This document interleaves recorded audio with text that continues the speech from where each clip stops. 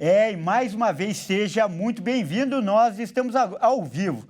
São 15 horas e 21 minutos pelo horário de Brasília. Eu sou o Kleber Werneck e a partir de agora você acompanha comigo o que é notícia no Brasil e no mundo nesta edição da tarde do Redação HIT. E olha só, a principal notícia de hoje, pelo menos a que vem chamando mais atenção e do mundo todo. O Irã prometeu se vingar de Israel após a morte do chefe político do Hamas, o Ismail Haniyeh, em um atentado aéreo. Israel não confirmou a autoria do atentado e o governo israelense disse que não quer guerra, mas que está preparado para todas as possibilidades. A promessa de punição severa para Israel veio do líder supremo do Irã, o Ayatollah Ali Khamenei. O chefe do Hamas, Ismail Haniyeh, era o principal nome do braço político do grupo terrorista Hamas. Ele foi morto durante uma visita a Teherã para a posse do novo presidente iraniano. O vice-presidente do Brasil, Geraldo Alckmin, também estava na cerimônia de posse e foi filmado perto de Haniyeh. O novo presidente iraniano, Masoud Pezeshkian, criticou a ação dentro do país. Ele afirmou que o Irã vai defender sua integridade territorial e disse que Israel deve se arrepender pelo assassinato covarde. O porta-voz do governo israelense disse que não faria comentários sobre a morte de Haniyeh, mas afirmou também estar em alerta máximo para possíveis retaliações por parte do Irã.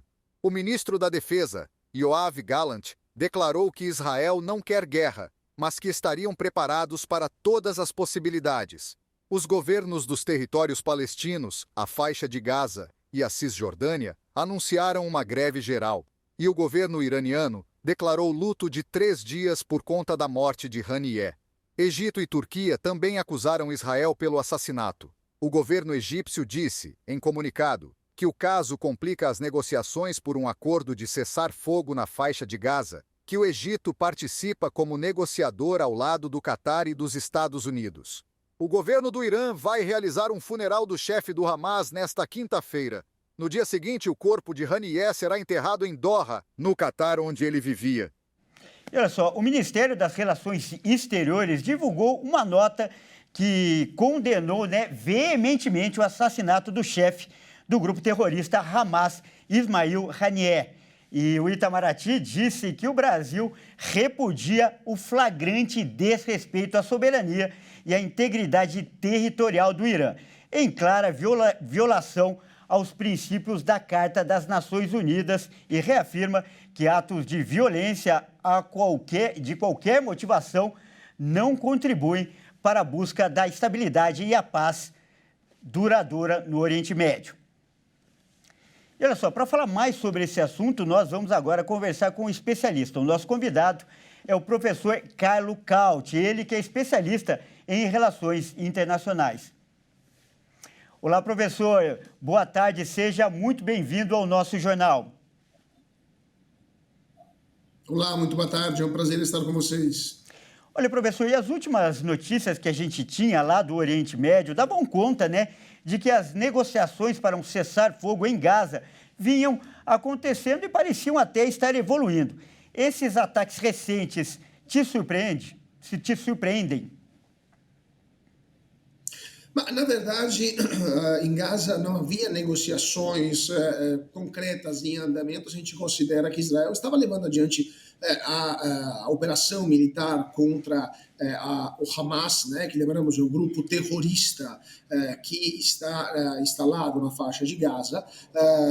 Israel tinha apresentado algumas propostas que previam a libertação dos reféns. Hamas recusou em várias ocasiões. Muitos reféns foram encontrados mortos, foram encontrados cadáveres dessas pessoas dentro dos túneis construídos por Hamas abaixo da faixa de Gaza. Então, mesmo se há uma forte pressão da comunidade internacional para tentar alcançar um cessar-fogo, ainda há presença nas mãos do Hamas de dezenas de cidadãos israelenses, inclusive mulheres, crianças, idosos, que ainda estão sob o controle do Hamas em cativeiro, basicamente quase 10 meses.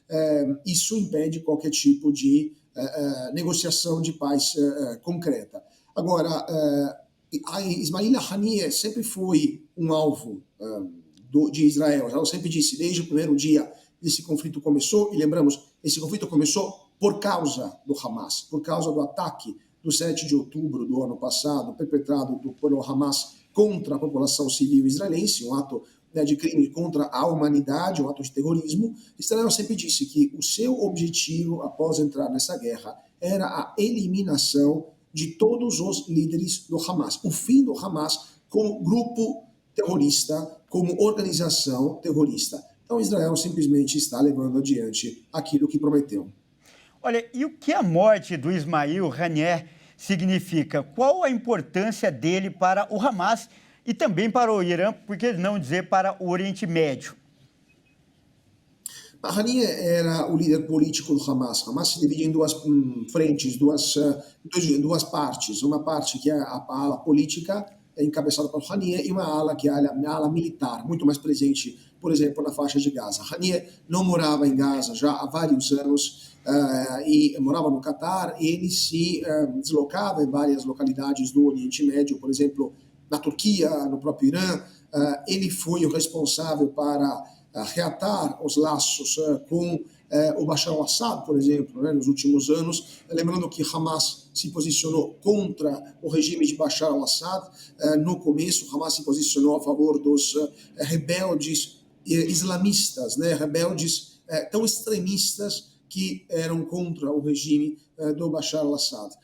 E a partir dos últimos meses, últimos anos, 2022 mais ou menos, esses laços foram reatados. E Haniyeh trabalhava como vamos dizer assim, um braço do Irã no Oriente Médio, na faixa de Gaza, e ele basicamente dependia do Irã por seus recursos econômicos, pela assistência política que o Irã dava, até logística, e também pela segurança. Só que a segurança dessa vez não deu certo, porque Haniyeh foi morto dentro do território iraniano, na capital iraniana, e isso, mais do que a morte de um líder terrorista, de fato um momento de, podemos dizer, vergonha, que o Irã está passando frente à comunidade internacional, incapaz de proteger a sua própria capital.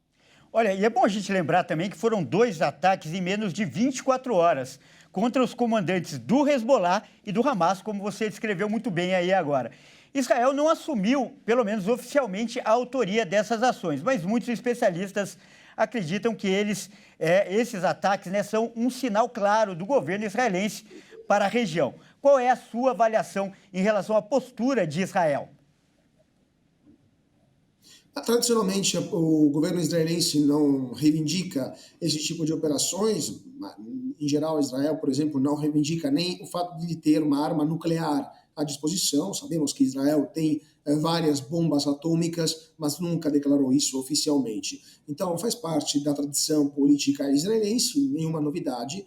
Lembrando que a eliminação do líder do Hezbollah, que também é outro grupo terrorista reconhecido pela comunidade internacional, aconteceu após um ataque missilístico por parte do Hezbollah, que matou 12 crianças no norte de Israel. Então, Israel está respondendo a ataques que recebeu a partir do dia 7 de outubro. Lembramos que toda a área norte de Israel está foi evacuada por causa dos mísseis que estão chovendo, que estão sendo lançados por Hezbollah do sul do Líbano. Então, Israel está simplesmente tentando garantir a sua defesa e da sua população frente a ataques de grupos, de novo, terroristas, libaneses e palestinos. Cara, eu vou pedir para você agora, por favor, acompanhar comigo um vídeo que nós vamos mostrar. Isso porque nós conversamos com a Sônia Kiniajansky. Ela é moradora de Israel, é brasileira e nos mandou um vídeo, falando dessa situação. Vamos conferir. Nessa madrugada, às 2 horas da manhã, mais ou menos, o líder político do Hamas, Ismail Haniyeh, ele foi eliminado. E, ao contrário do que se pensa, ele não estava em Gaza, ele estava no Catar, ele mora lá, levando uma vida de luxos às custas do dinheiro do povo do Hamas. Ele foi eliminado em Teherã, no Irã. Imaginem como ficou desmoralizada a Guarda Revolucionária Iraniana. Olha, agora nós vamos voltar a falar com o Carlos, né, o professor Carlos, que é especialista em relações internacionais. Professor, o que ela falou aí, na verdade, ela reproduziu o que você já tinha antecipado, né? E esse é o sentimento ali no Oriente Médio em relação ao líder que morreu, né? E principalmente eu quero que você comente. O Oriente Médio sempre vive em tensão, parece que permanente. E agora, mais do que nunca, virou um barril de pólvora prestes a explodir. Qual que é a sua avaliação sobre esse momento? O que a gente pode esperar daqui para frente? Com certeza, a escalation, né, a escalada militar é muito provável, mesmo se alguns protagonistas da política medio-oriental não queiram que se transforme numa guerra generalizada. O Egito, por exemplo, não quer que a guerra se alastre, a própria Jordânia, por exemplo, em alguns aspectos, a própria Síria, né, ou a Arábia Saudita, muito menos os países do Golfo Persa. Então, temos nem mesmo as grandes potências internacionais, como, por exemplo, a China ou os Estados Unidos. Então, é provável que o Irã responderá a esse ataque, né, porque foi vexaminoso para o Irã sofrer uma operação militar de Israel, que, lembramos, está a milhares de quilômetros de distância do território iraniano e conseguiu alcançar de forma cirúrgica o local, né, o quarto onde estava hospedado Haniyeh, num prédio protegido, né, um prédio gerenciado e protegido pela Guarda Revolucionária Iraniana, que deveria ser a tropa de elite do Irã. Mesmo assim, Haniyeh foi morto de forma, de novo, cirúrgica dentro do seu quarto. Então, Israel sabia até qual era o quarto onde ele estava. Então, o Israel tem a capacidade de alcançar a capital iraniana, enquanto o Irã não tem a capacidade de alcançar a capital israelense, como demonstrou o ataque de abril, né, mais ou menos, né, quando o Irã lançou centenas de drones e de mísseis contra Israel e não conseguiu provocar nenhuma vítima em território israelense. Então, a pergunta que fica é: se Israel conseguiu eliminar o líder do Hamas no meio de Teherã, por que amanhã não seria capaz de eliminar, por exemplo, o líder supremo do Irã, o Ayatollah Khamenei, caso ele decida declarar guerra contra Israel? Ou seja, toda a liderança iraniana hoje se sente ameaçada por uma eventual ação israelense que eles não conseguiriam repelir. Tá certo, então nós acabamos de conversar com o professor Carlos Cauti, ele que é especialista em relações internacionais. Professor, mais uma vez aí, muito obrigado por essa brilhante participação. Então a gente continua falando sobre notícias internacionais e agora sobre a Venezuela. Aliás, a situação lá continua tensa. Pelo menos 12 pessoas morreram durante os protestos contra o presidente Nicolás Maduro. E o candidato da oposição, o Edmundo González, fez um pronunciamento e pediu o fim da repressão aos manifestantes. Vamos ver. Milhares de opositores saíram às ruas da Venezuela na terça-feira, reivindicando a vitória nas urnas do seu candidato Edmundo González Urrutia sobre o presidente Nicolás Maduro, a quem o Conselho Nacional Eleitoral concedeu um terceiro mandato. González apelou à não repressão da população depois de várias mortes e centenas de prisões. Venezuelanos, a minha solidariedade é com o povo face à justificada indignação. Infelizmente, nas últimas horas, temos relatos de mortos, dezenas de feridos e detidos. Pedimos às forças de segurança e às forças armadas que respeitem a vontade dos venezuelanos expressa em 28 de julho e parem a repressão às manifestações pacíficas. Apoiadores de González e da líder da oposição, Maria Corina Machado, se reuniram em Caracas e outras cidades venezuelanas contra a reeleição de Maduro.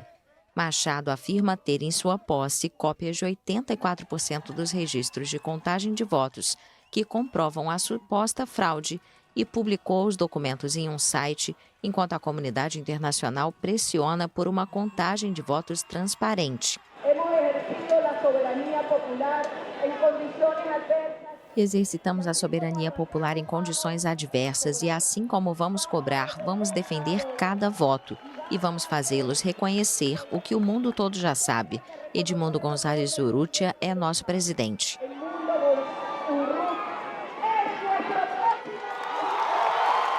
Maduro garantiu que a justiça chegará diante de centenas de seus seguidores, que marcharam até o Palácio Presidencial de Miraflores para expressar apoio.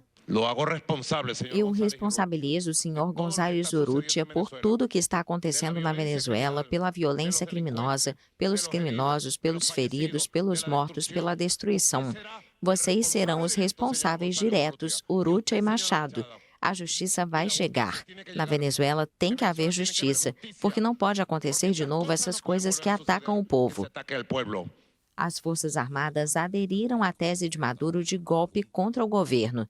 O procurador-geral Tarek William Saab relatou a morte de um soldado e anunciou a prisão de quase 750 pessoas. Uma ONG relata mais de 80 civis feridos nos protestos, enquanto o Ministério da Defesa contabiliza mais de 20 militares feridos. O líder da oposição, Fred Superlano, foi preso na terça-feira, no que a oposição considera uma escalada repressiva. E o governo federal definiu as regras para os jogos de aposta online. A portaria com essas novas normas foi publicada hoje no Diário Oficial da União. O Ministério da Fazenda publicou uma portaria que estabelece critérios técnicos para jogos de apostas online, como o jogo do Tigrinho, que se tornou polêmico após casos de endividamento de jogadores e divulgação massiva nas redes sociais por influenciadores digitais. O governo enquadra nesta categoria os jogos em que o resultado é determinado pelo desfecho de evento futuro aleatório, a partir de um gerador de números, símbolos, figuras ou objetos definido no sistema de regras. A nova portaria autoriza o funcionamento de jogos deste tipo no país, desde que se encaixem nas regras. Para isso, os responsáveis pelo jogo devem solicitar uma autorização ao Ministério da Fazenda. Posteriormente, elas serão analisadas pelos certificadores para constatar se cumprem as normas. Segundo a nova portaria, os jogos devem disponibilizar aos usuários, no momento da aposta, qual é o fator de multiplicação para cada real apostado, de forma que fique definido o valor que o apostador vai receber em caso de vitória e as possibilidades de ganho. O prêmio não deve ser alterado depois da aposta ter sido realizada. As artes gráficas do jogo devem explicar ao apostador a ordem e a quantidade dos símbolos necessários para a vitória, e a publicação determina que a sessão de aposta deve ser considerada encerrada após 30 minutos de inatividade do jogador na plataforma. O Ministério da Fazenda também proíbe que os jogos online de apostas sejam ofertados em ambientes físicos, por meio de dispositivos eletrônicos. Olha, e ainda sobre esse assunto, segundo a Secretaria de Segurança Pública de São Paulo, olha só no primeiro semestre deste ano, apenas no estado paulista foram registrados mais de 500 boletins de ocorrência por causa de golpes motivados por jogos de azar, jogos online como o jogo do Tigrinho. E olha só, a gente muda de assunto agora, porque agora é hora da gente falar dos vídeos que viralizaram na internet nesta quarta-feira. Vamos lá, então? E olha só, a gente já vai começar com um vídeo que está viralizando na internet. Mostra um momento, né, em que uma moto para bem em cima de uma linha de trem. E o motociclista escapou por pouco. O caso aconteceu na Índia. Vamos conferir. Um motociclista escapou da morte ao sair de cima do trilho segundos antes da passagem de um trem. O flagrante foi registrado na Índia por câmeras de segurança da cidade de Mumbai. A gravação mostra que o motociclista estava desatento e anda por uma passagem cheia de trilhos. Ele joga o veículo no chão ao perceber a aproximação do trem. O homem não teve tempo de tirar a moto da frente e teve o veículo todo destruído. Nas imagens é possível ver que vários pedestres e outros motociclistas estavam parados do outro lado, esperado o momento da travessia. Após o susto, o homem se afasta da região do acidente perplexo com o que tinha acontecido. Olha, graças a Deus aí ele sobreviveu, mas deu para reparar ali, não tinha cancela, não tinha sinalização, muito precária ali aquela linha de trem, aquele cruzamento, não é mesmo? E olha só esse outro vídeo. Uma mulher parou ali para fazer um carinho em um cachorro de rua que ela encontrou, mas acabou sendo atacada. Vamos acompanhar. Câmera registrou o momento em que uma mãe ao lado da filha se aproxima de um cachorro que estava quietinho no seu canto, quando a mãe e a filha resolveram fazer um carinho no cachorro, com toda tranquilidade, quando, de repente, O cão vai para cima da mulher, tentando atingir seu rosto, tomando um grande susto. E, na sequência, o dono se aproxima retirando o cachorro que estava em cima da mulher. A sorte que nada sério aconteceu. Olha, parecia tão manso o cachorro, mas fica um alerta aí. Não se pode brincar nem mexer com animais que a gente não conhece. E olha só, você se considera uma pessoa distraída? Olha então esse vídeo que está viralizando na internet e já teve mais de 34 mil compartilhamentos. O caso aconteceu no sul da China. Uma jovem, ela seguia ali tranquila para a escola e foi surpreendida com um bueiro aberto. Olha só, vamos acompanhar. A câmera de segurança registrou o momento em que uma jovem, ao ir para a escola, distraída enquanto caminhava arrumando o guarda-chuva, de repente a surpreendia, caiu no bueiro que estava com a tampa para fora e levou um baita de um susto. Veja novamente. Na sequência, ela foi resgatada pelas pessoas que estavam por perto. Por conta disso, ela desistiu de ir para a escola e retornou para casa toda desconcertada. O importante é que nada sério aconteceu com a jovem. O caso foi registrado no sul da China. Coitada da jovem, né? Deu para perceber até a vergonha dela ali, mas, claro, a grande culpada é a prefeitura lá daquela cidade. Não havia sinalização, não havia nenhuma proteção em torno de um bueiro aberto. Que perigo! E olha só, ainda falando de pessoas distraídas, olha só esse outro caso que aconteceu aqui mesmo no Brasil. Um motorista, após abastecer o carro, resolveu ir embora, sem esperar que o frentista tirasse a mangueira do carro, a mangueira de combustível. Olha só o que aconteceu. O caso aconteceu na semana passada em Sorocaba, São Paulo. Um motorista, após abastecer o carro, achou que o frentista tinha tirado a mangueira do veículo e resolveu sair e foi surpreendido ao perceber que puxou com ele a bomba de combustível e acabou derrubando.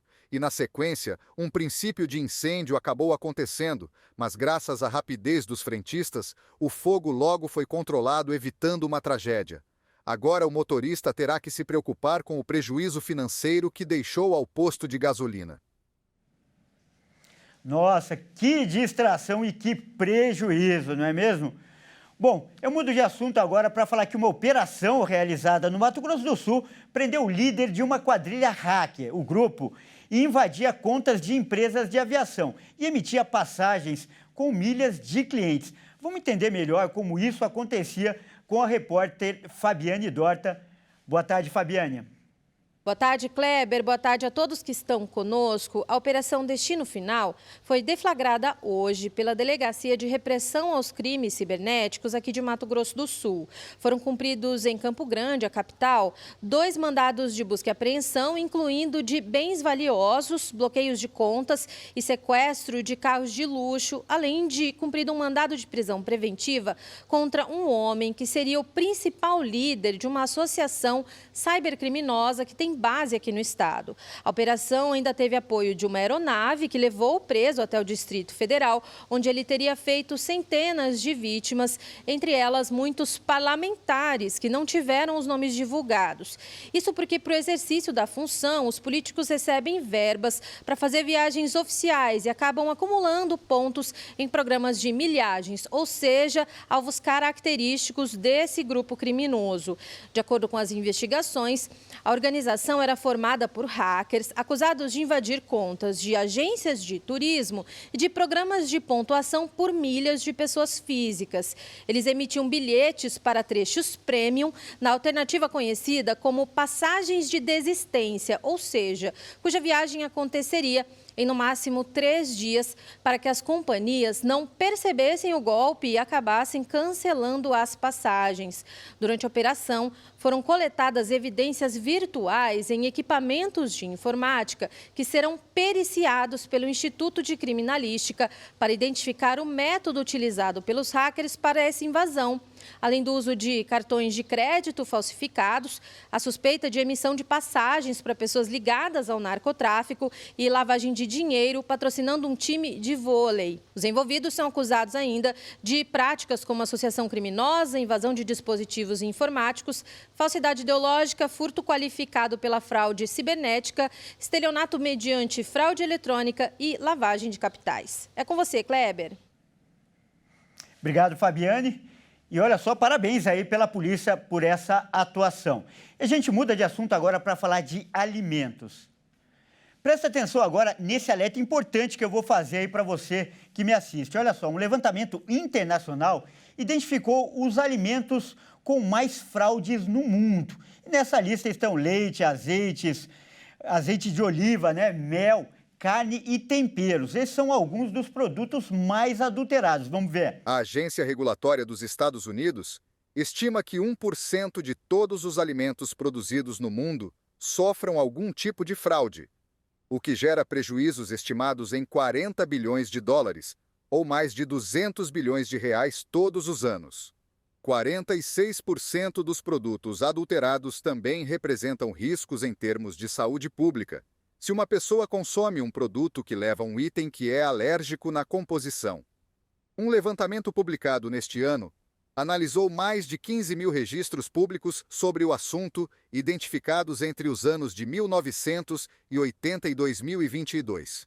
Os dados revelam que entre os 10 alimentos mais fraudados no mundo estão o leite de vaca, o azeite de oliva, o mel, a carne bovina, alguns temperos como a pimenta e a cúrcuma em pó.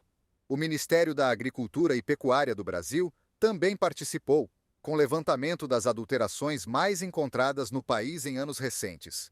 O Brasil aparece em uma posição intermediária desse ranking, ao lado de outros países europeus, asiáticos e africanos. Neste ano, os produtos escolhidos para essa fiscalização foram o café, o azeite de oliva, a farinha de mandioca, o arroz e o feijão, que contêm misturas ou classificação de qualidade superior ao produto, como o caso do arroz, que é do tipo 3 e vendido como tipo 1. Já no café e no azeite de oliva, é comum a substituição da matéria-prima, como adicionar óleo de soja no lugar de azeite de oliva e resíduos vegetais no pó do café.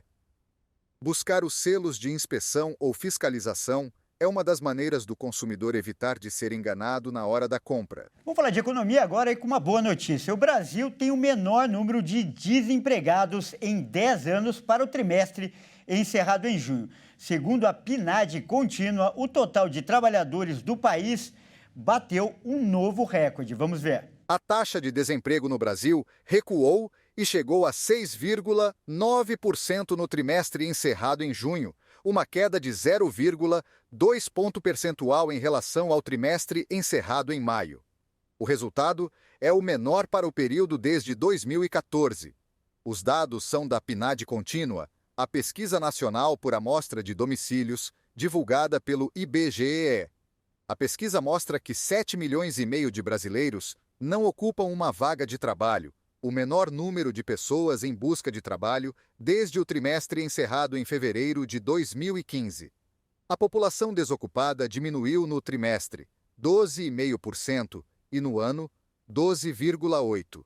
De acordo com o estudo, a população ocupada de trabalhadores do país atingiu 101.800.000 no trimestre encerrado em junho, novo recorde da série histórica. Além disso, o número de trabalhadores com carteira assinada de 38.400.000 e, sem registro em carteira, de 13.800.000 também bateram o recorde da série histórica, além do total de empregados no setor privado, que soma 52.200.000.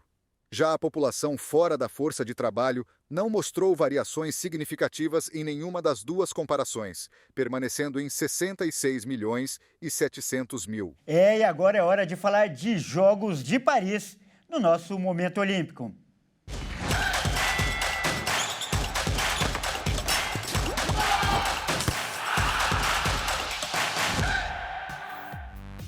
E quem traz as informações é o Fernando Jesus, que está aqui ao meu lado no estúdio e vai falar como foi o dia, né? Está sendo o dia do Brasil lá em Paris. Vamos começar com uma boa notícia, Fernando, com o tênis de mesa, é isso? É isso mesmo, Kleber. O brasileiro Hugo Calderano venceu o dono da casa, o francês Alexis Lebrun, por 4-1 e avançou para as quartas de final da competição. Calderano avança. O carioca de 28 anos bateu o francês Alexis Lebrun nas oitavas de final dos Jogos Olímpicos de Paris por 4-1, em parciais de 3-11, 11-5, 11-6, 11-3 e 11-8. Hugo começou o jogo em um ritmo mais lento e foi derrotado no primeiro set, mas se recuperou na partida e não deu mais chances ao anfitrião. Nas quartas de final, ele vai duelar contra o sul-coreano Jang Woo-jin. Eles se enfrentaram nas oitavas de final em Tóquio e Hugo Calderano avançou depois de um jogo muito disputado, que terminou em 4-3. Mas infelizmente nem tudo foram boas notícias hoje em Paris, né, Fernando? Vamos falar do futebol feminino. Como é que está a situação do futebol feminino? Kleber, a situação não está muito boa. O Brasil enfrentou a Espanha hoje e perdeu de 2-0. Com esse resultado, as meninas ficam na terceira posição do Grupo C. A seleção brasileira feminina enfrentou as meninas da Espanha hoje no Stade de Bordeaux. O Brasil perdeu muitos gols e errou vários contra-ataques durante a partida. A rainha Marta foi expulsa ainda no primeiro tempo. A camisa 10 perdeu o tempo de bola e quase acertou um chute na cabeça de Olga Carmona na entrada da área.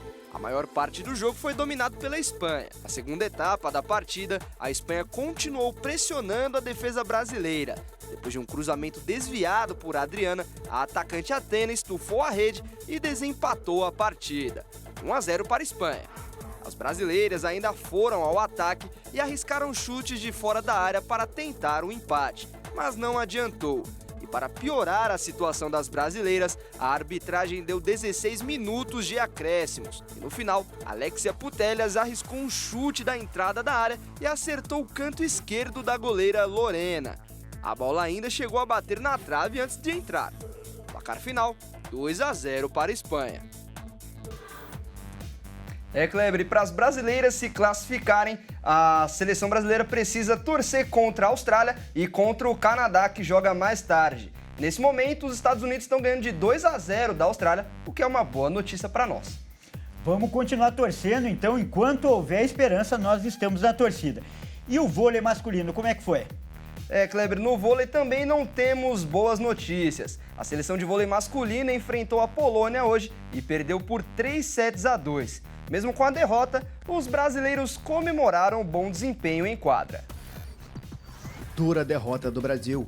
A seleção de vôlei masculino foi derrotada por 3-2 pela Polônia, mas o desempenho melhor que na primeira rodada foi celebrado.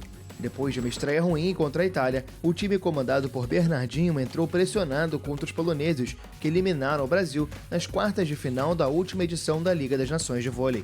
Com cada ponto disputado até o fim, o Brasil viu surgir nomes da nova geração que mostraram que podem dar conta do recado. O já badalado Darlan, que tinha entrado em quadra contra a Itália, e Adriano, que foi o maior pontuador da partida. O jogo foi decidido no set desempate, em que a Polônia disparou, a seleção brasileira conseguiu se reaproximar, mas não conseguiu a virada. Mesmo com a derrota, ter marcado 2 sets foi fundamental para as pretensões de classificação. Na próxima partida contra o Egito, seleção mais fraca da chave, uma vitória por 3-1 ou 3-0 garante a vaga nas quartas de final. Olha, mais cedo o Brasil bateu na trave 2 vezes. Podia ter conquistado 2 medalhas, mas infelizmente não deu, né, Fernando? Kleber, mais cedo o Brasil ficou perto de conquistar em 2 modalidades, na canoagem e também no vôlei de praia. O dia começou muito bem para o Brasil no judô. Rafael Machado venceu as 2 primeiras lutas, mas ao encontrar o duro adversário espanhol, não conseguiu repetir o mesmo judô e caiu para a repescagem. Na primeira luta na nova chave, venceu o oponente japonês com tranquilidade e chegou à tão sonhada luta por medalha. Só que dessa vez, Rafael não enfrentou apenas o francês, também enfrentou o ginásio inteiro que torcia contra. O judoca brasileiro cometeu 3 faltas e o sonho da medalha ficou para Los Angeles em 2028. Na canoagem slalom, Ana Sátila era a favorita. A medalha fez uma ótima prova de classificação e a expectativa só aumentou. Das 12 canoístas que competiram, Ana ficou na 5ª posição com 112 segundos e 70 milésimos. Por cerca de 3 segundos, a brasileira não colocou a medalha no pescoço. Kleber, ao contrário do que eu falei, foi no judô e não no vôlei de praia, como vocês viram na reportagem. Tá certo, então, Fernando. E o quadro de medalhas? Vamos atualizar os números? Vamos sim. Em primeiro lugar aparece a China com 8 medalhas de ouro, 6 de prata e 2 de bronze, totalizando 16 medalhas para os chineses. A Austrália aparece em segundo lugar com 7 medalhas de ouro, 4 de prata e 3 de bronze, 14 medalhas no total. O Japão caiu para a terceira colocação. Os japoneses têm 7 de ouro, 3 de prata e 4 de bronze, e também totaliza 14 medalhas. Os donos da casa aparecem em quarto lugar. A França tem 6 medalhas de ouro, 9 de prata e 7 de bronze. Total de 22 medalhas para os franceses. E fechando o top 5 temos a Grã-Bretanha, com 6 medalhas de ouro, 6 de prata e 5 de bronze. Total de 17 medalhas. E o nosso Brasil caiu para 28º, tendo 0 medalhas de ouro, 1 de prata e 3 de bronze, totalizando 4 medalhas brasileiras. Tá certo então, Fernando, muito obrigado pelas informações, mas ainda tem muita disputa pela frente, o Brasil pode melhorar e com certeza vai, né, Fernando? Com certeza iremos melhorar e ficamos na torcida, Kleber. Muito obrigado e até amanhã. Até amanhã. Bom, é isso aí, essa edição fica por aqui. Eu agradeço demais pela sua companhia e você que não é de São Paulo, fique então com a sua programação local. Obrigado pela audiência e até amanhã.